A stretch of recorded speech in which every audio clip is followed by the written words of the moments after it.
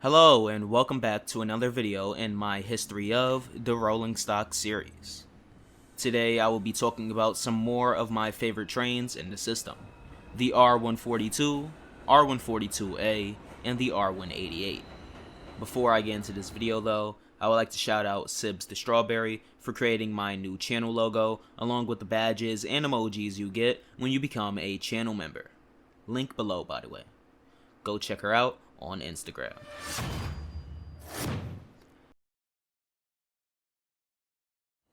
The R142, constructed between 1999 and 2003, is a series of rolling stock built for the IRT, also known as the A division of the New York City subway.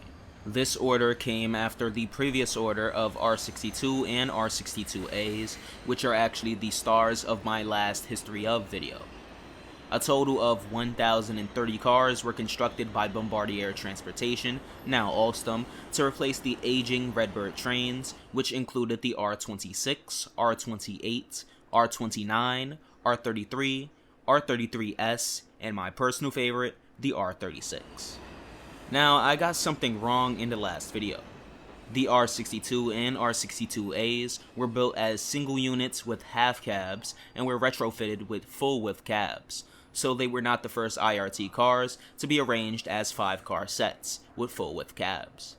The R110As actually were, but we'll talk more about that in another video. The R142s were the first non-prototype IRT train to feature full width cabs, as well as being arranged in 5-car sets. These cars were the first of the NTT, or New Technology Train series. They were based on the results of the R110A test trains and feature automated announcements, interior and exterior LCD signage, electronic strip maps, and more. Over the years, these features have been upgraded and changed drastically, with the announcements being altered due to the units having low storage and not being able to store most of the new announcements, new LED destination signs, and the strip maps constantly being altered due to new transfers, stations, or name changes. Sticking with the strip maps though, being that both the 2 and 5 lines use the same R142 sets, the MTA implemented a combined strip map featuring both of the lines in one. This is unique to the system and can only be found on some R142s and all R143s. Following the R110A trial runs in the 1990s, these were the first full production IRT cars to feature wider doors, with 54-inch doors, 4 inches wider than the R62s. This may not seem like a big difference, however in person, it is a noticeable and welcome change. The order for these train sets, along with the R142As, was approved on April 30th, 1997, and the contracts were awarded to Bombardier Transportation and Kawasaki Heavy Industries, respectively. The entire cost of the purchase was $1.45 billion. The first 10 cars, numbered 6301 to 6310, were delivered on November 16th, 1999, and after several months of non-revenue service testing, they were placed into service on the 2 line on July 10th, 2000, as a part of its 30-day revenue acceptance test. After successful completion, it entered full revenue service on October 20th, 2000. The last of the R142s were delivered by March of 2003. The first 10 R142As, numbered 7211 to 7220, were delivered on December 20th, 1999.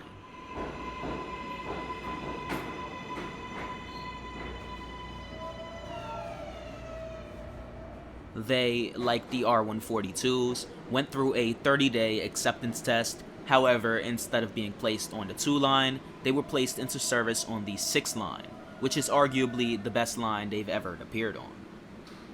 After successful completion, it entered revenue service on November 2nd, 2000. They ran exclusively on the 6 line until 2002, when the first R142As assigned to the 4 line started running. By November 2002, all R142As were delivered and had entered revenue service. In mid-2003, the MTA purchased a supplemental order of 80 additional R142As, numbered 7731 to 7810, for increased service.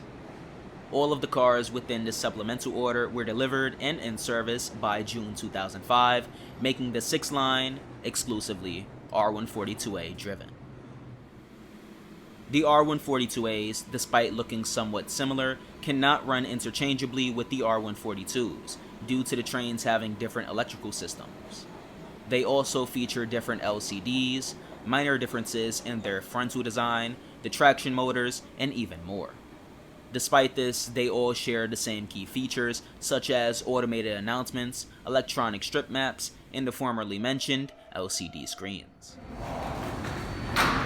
This is a Brooklyn-bound 4 train. The next stop is Wall Street.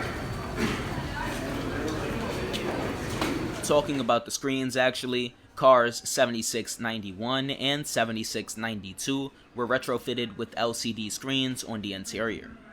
These screens displayed ads. Hopefully in the future more cars can receive these, and hopefully the MTA can display important information on them, like service changes and station information. Starting in 2011 and ending in 2016, 350 cars were retrofitted with CBTC for the 7 line and were converted into R188s, which we will talk about in a bit.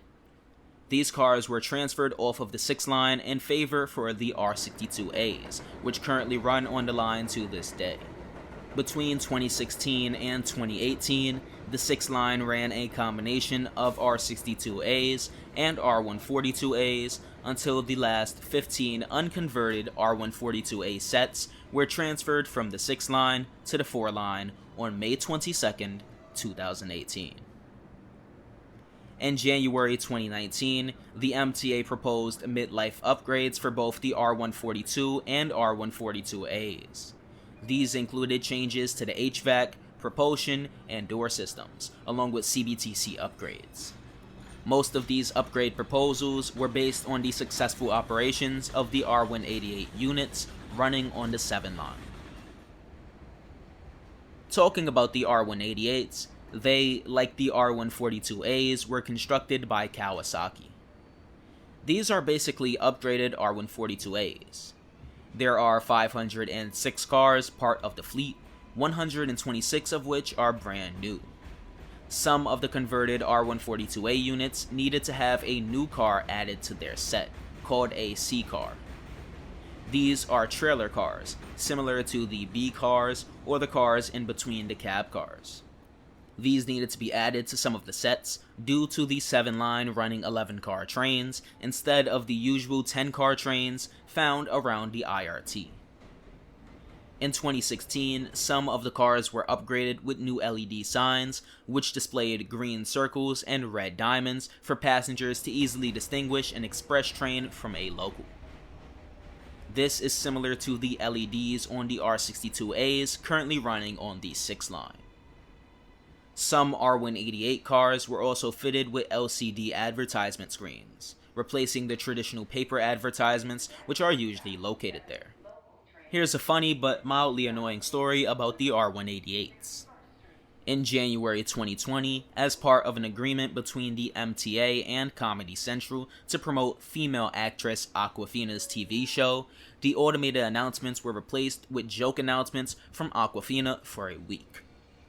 This was the first time the MTA has replaced train announcements as a part of advertising, and considering passenger frustration with them, I doubt the MTA will be trying it again anytime soon. The R142 and R142As have proven time and time again that they are some of the most reliable trains in the system, and because of that, there isn't much to talk about when it comes down to the derailment side of things, except for what happened in March of 2020. On March 27, 2020, a fire erupted on a northbound 2 train approaching Central Park North, 110th Street. The fire started in car number 6347, the second car in the consist. The lead consist suffered extensive fire damage. Unfortunately, in this incident, the train operator was killed and 16 others were injured. Hopefully you enjoyed this explanation on the history of the R142 class. These are some of my favorite trains in the whole of the system, so I really wanted to make this video right after the R62 one. In the comments section below, tell me what rolling stock you would like to see me talk about in the next video. With all of that being said though, if you enjoyed the video and you haven't already, consider liking and subscribing and becoming a channel member, as it really does help. And I'll see all of you in the next video. Happy rail fanning.